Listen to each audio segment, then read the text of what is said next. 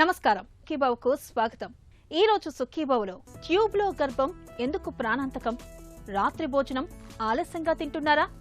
తక్కువ కోతతో కీలు మార్పిడి సాధ్యమేనా? నిద్రలో ఊపిరి సరిగ్గా అందడం లేదా? ఇంకా హెల్త్ టిప్స్. నెలతప్పడం ఏ అమ్మకైనా ఆనందాన్ని కలిగించేది. అయితే కొన్ని సందర్భాల్లో ఆనందమే అమ్మ పాలిట శాపంగా మారుతూ ఉంటుంది. ఎక్టోపిక్ ప్రెగ్నెన్సీ అలాంటిదే. మామూలుగా గర్భంలో పెరగాల్సిన పిండం అండవాహికల్లోనో మరెక్కడో పెరగడాన్ని ఎక్టోపిక్ ప్రెగ్నెన్సీగా పిలుస్తారు. అండవాహికలకు గర్భాశయంలాగా సాగే గుణం లేకపోవడంతో ఎక్టోపిక్ ప్రెగ్నెన్సీ అనేది రోజుల గడుస్తున్న కొద్దీ అమ్మకు ప్రాణాంతకంగా పరిణమిస్తుంది. ఎక్టోపిక్ ప్రెగ్నెన్సీ గురించిన పూర్తి వివరాల్ని ఇప్పుడు తెలుసుకుందాం.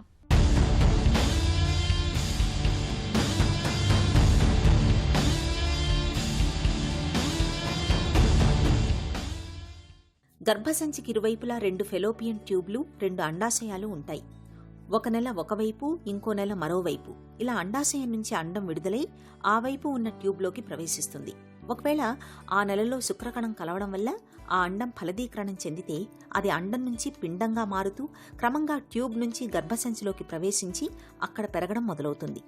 ఈ ట్యూబులలో ఏదైనా ఇన్ఫెక్షన్ వల్ల కానీ, ఇతర కారణాల వల్ల కానీ, ట్యూబులు దెబ్బతిని సరిగ్గా పనిచేయనప్పుడు కానీ, లేదా పాక్షికంగా మూసుకుపోవడం కానీ జరిగితే ఫలదీకరణ చెందిన అండం గర్భసంచిలోకి ప్రవేశించకుండా ట్యూబ్లోనే పెరుగుతుంది. గర్భసంచిలోకి రాకుండా మిగతా చోట్ల పెరిగే గర్భాన్ని ఎక్టోపిక్ ప్రెగ్నెన్సీ అంటారు. కొంతమందిలో కొద్దిగా ఎరుపు లేదా నల్లటి రక్తపు గడ్డలు కనబడి కడుపు నొప్పి మాత్రం చాలా తీవ్రంగా, ముఖ్యంగా ఒకవైపు నొప్పి ఎక్కువగా ఉండొచ్చు. ఇది తప్పకుండా వైద్యుల దృష్టికి తీసుకువెళ్లాల్సిన పరిస్థితి.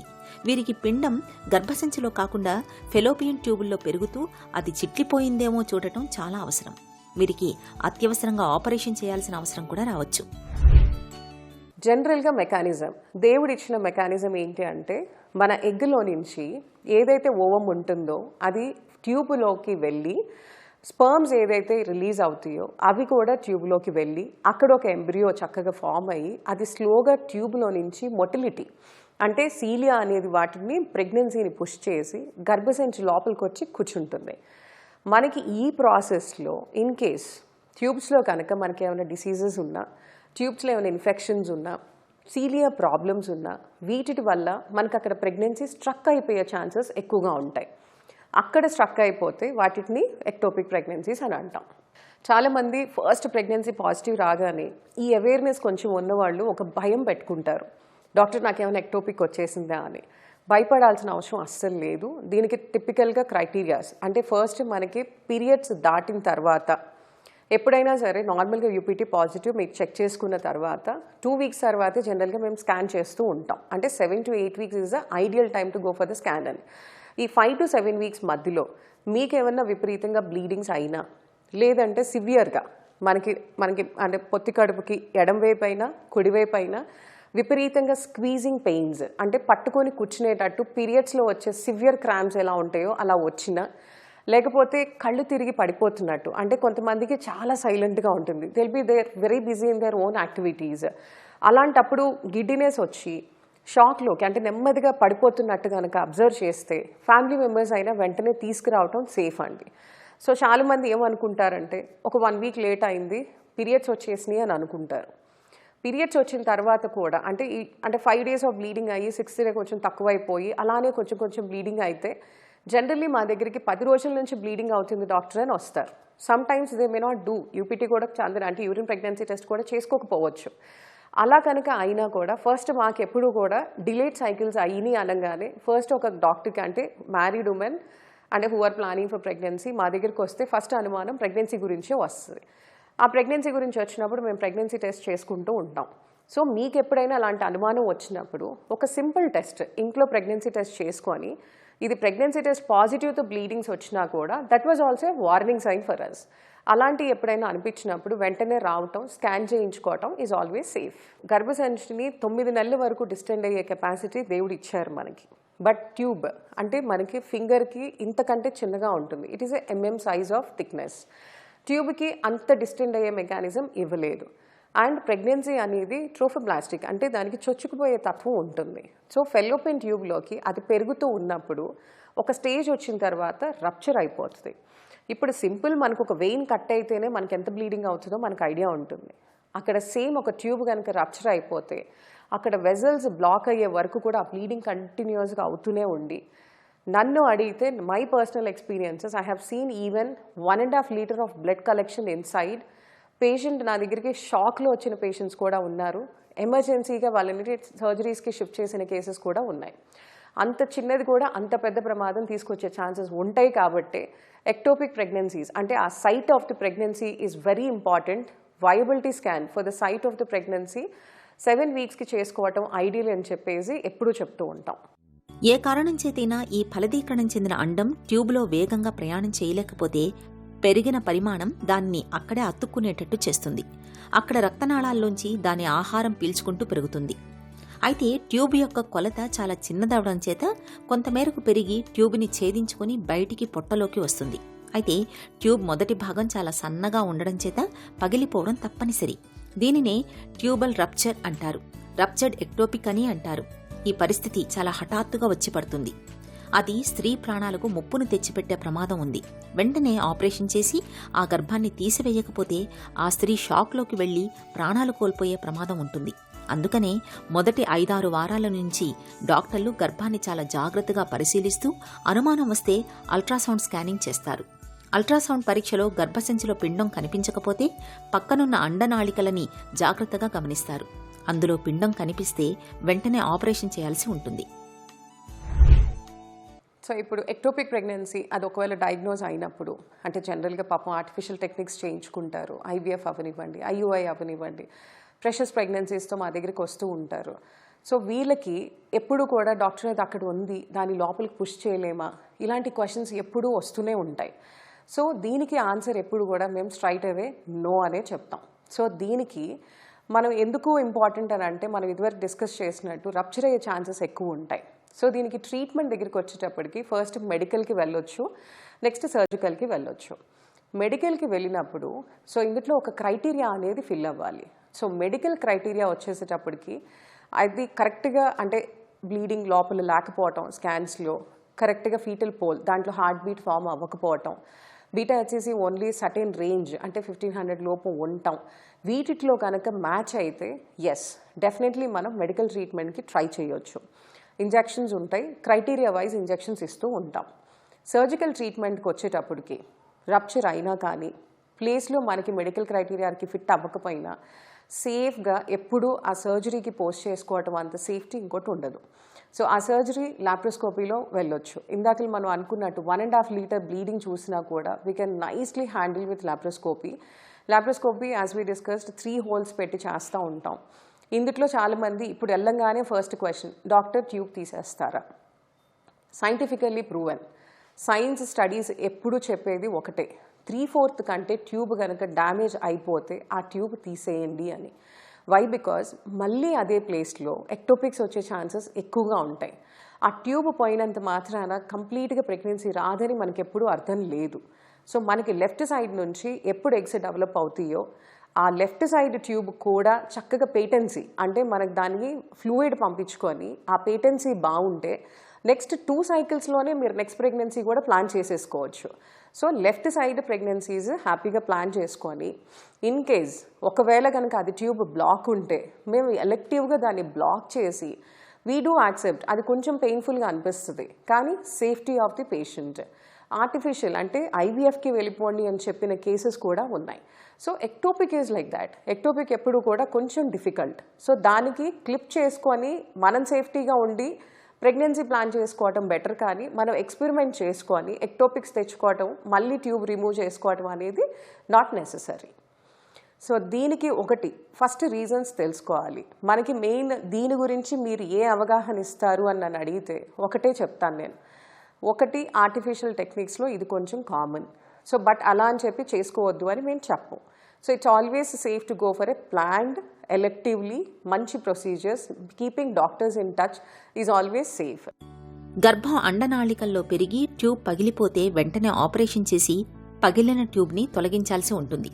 ఇంకొక ట్యూబ్ ఆరోగ్యంగా ఉంటే గర్భం వచ్చే అవకాశాలు 70% పైనే ఉంటాయి. 10% మందిలో మళ్లీ ఎక్టోపిక్ ప్రెగ్నెన్సీ వచ్చే అవకాశం ఉంటుంది కాబట్టి నెలసరి తప్పిన వారు వారం 10 రోజుల లోపల స్కానింగ్ చేయించుకుని అది ఎక్టోపిక్ ప్రెగ్నెన్సీయా లేక సాధారణ గర్భమా అని నిర్ధారణ చేసుకుంటే మంచిది. ఒకవేళ అది ఎక్టోపిక్ ప్రెగ్నెన్సీ అయితే దాన్ని తొలి దశలోనే కనిపెడితే మందులు లేదా ఇంజెక్షన్ల ద్వారా దాన్ని కరిగించే అవకాశాలు ఉన్నాయి. తర్వాతి గర్భానికి డాక్టర్ పర్యవేక్షణలో ఉంటే సరిపోతుంది. హెల్త్ న్యూస్ మీకోసం.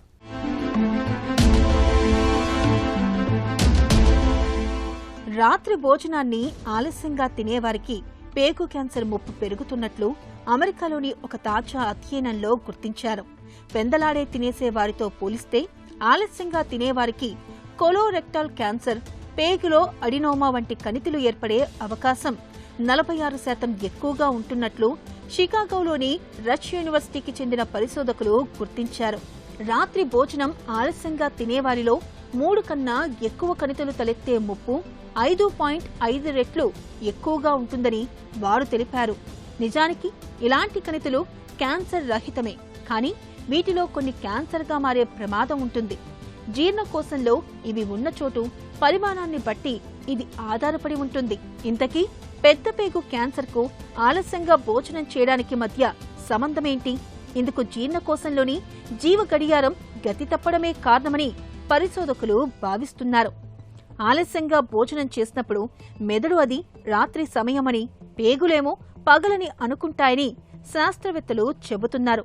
పైగా ఆలస్యంగా భోజనం చేసేవారు చాలాసార్లు ఆరోగ్యకరమైన ఆహారాన్ని తీసుకోరు. కొవ్వు, చక్కెర అధికంగా ఉన్న పదార్థాలు తింటూ ఉంటారు.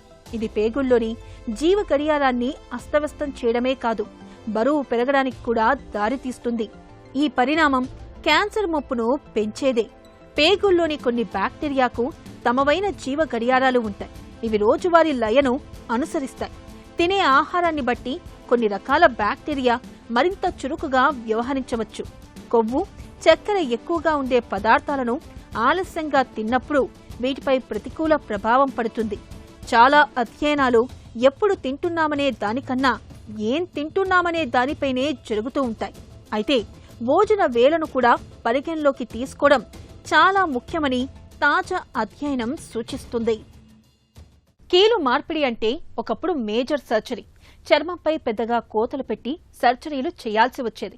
అయితే మినిమల్ ఇన్వేసివ్ టెక్నాలజీ అందుబాటులోకి వచ్చాక పెద్దగా కోతలు పెట్టాల్సిన అవసరం తప్పింది. చిన్న చిన్న రంధ్రాల సాయంతోనే ఇవాళ సులువుగా సర్జరీలు చేయగలుగుతున్నారు. ఇందుకు లాప్రోస్కోపిక్, ఆర్థోస్కోపీ పద్ధతులు ఎంతగానో ఉపయోగపడుతున్నాయి. తక్కువ కోతలతో కీళ్లను బాగు చేస్తున్న మినిమల్ యాక్సెస్ జాయింట్ రీప్లేస్మెంట్ సర్జరీల గురించి ఇప్పుడు తెలుసుకుందాం. అరుగుదల స్టార్ట్ అయిన తర్వాత stage 1, stage 2, stage 3 and stage 4 ఉంటుంది.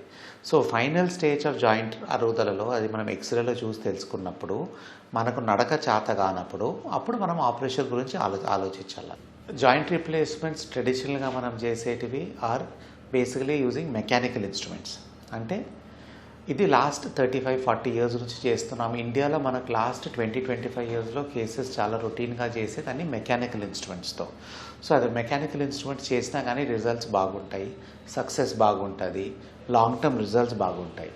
But there are some cases who do not adjust well with this mechanical instruments. వాళ్ళలో కొంచెం ఫెయిలియర్ రేట్స్ ఎక్కువ కనపడుతుంటాయి. That is only 5-10%. ఈ ఫెయిలియర్ కేసెస్ ఎందుకు వస్తున్నాయని ఎవాల్యుయేట్ చేస్తే దాన్ని మనం ఇప్పుడు రీసెంట్గా చేసేది రోబోటిక్ సర్జరీతో కొంచెం అడ్వాంటేజెస్ ఉండి కొంచెం బెటర్ రిజల్ట్స్ తాగెళ్తున్నాం. నా స్టాండర్డ్ సర్జరీలో నీ రీప్లేస్మెంట్లో మనం చేసినప్పుడు టిష్యూ రిలీజెస్ కొన్నిసార్లు ఎక్కువ ఉండొచ్చు. బట్ రోబోటిక్ వాడినప్పుడు మనకు టిష్యూ సిచ్యువేషన్, మనకు ఆపరేషన్ ముందే మన టిష్యూస్ ఎట్లున్నాయి, ఏది టైట్ ఉంది, ఏది లూజ్ ఉంది మనకు తెలుస్తుంది. సో దాని మూలంగా మనము minimal invasive surgery with less tissue damage రోబోటిక్లో ఖచ్చితంగా చేసుకోవచ్చు. రిలీజెస్ తక్కువ ఉంటాయి.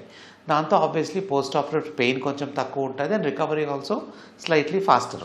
నిద్రలో శ్వాస కష్టాలు నేడు చాలా మందికి తీరని శాపాలుగా మారుతున్నాయి. నిద్రకు ఉపక్రమించగానే గాలిగొట్టాల్లో ఎక్కడో ఏదో అడ్డుపడ్డట్టుగా అవడం, ఆపై ఊపిరి అందక ఉక్కిరి బిక్కిరి అయిపోవడం, చివరకు రాత్రంతా మెలకువగా ఉండిపోవడం అనేది చాలా మందిని అంతులేని ఆవేదనకు గురిచేస్తుంది.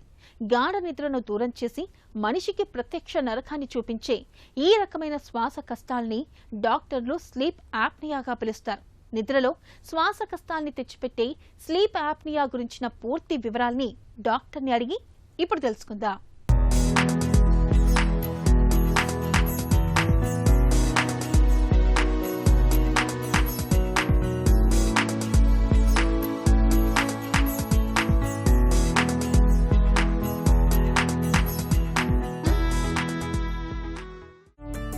స్లీప్ ఆప్నియా అంటే ఏంటి? నిద్రలోని శ్వాస తీసుకోవడానికి ఇబ్బంది పడటం అనేది సాధారణంగా జరుగుతూ ఉంటుందండి. నిద్రలో శ్వాసకి కలిగే అంతరాయాన్ని స్లీప్ యాప్ని అంటాం. అంటే చాలామంది నిద్రపోతున్నప్పుడు గురక పెట్టడం అది సహజంగా జరుగుతుంది. గురక పెట్టే క్రమంలోని ఒక్కొక్కసారి శ్వాస తీసుకోవడానికి అంతరాయం కలుగుతుంది, ఇబ్బంది పడతా ఉంటారు, ఉక్కిరి బిక్కిరి అవ్వటం, బలంగా శ్వాస తీసుకోవటం జరుగుతుంది. వీటినే యాప్నిక్ ఎపిసోడ్స్ అంటాం. ఒక నిద్రలోని ఇలాంటి యాప్నిక్ ఎపిసోడ్స్ వందల కొద్దీ జరుగుతాయండి. దాన్నే మనం స్లీప్ యాప్నియా అంటాం. స్లీప్ ఆప్నియాకు కారణాలేంటి? స్లీప్ యాప్నియా యూజువల్గా 2 రకాలు ఉంటాయండి. ఒకటి obstructive sleep apnoea, 2 central sleep apnoea.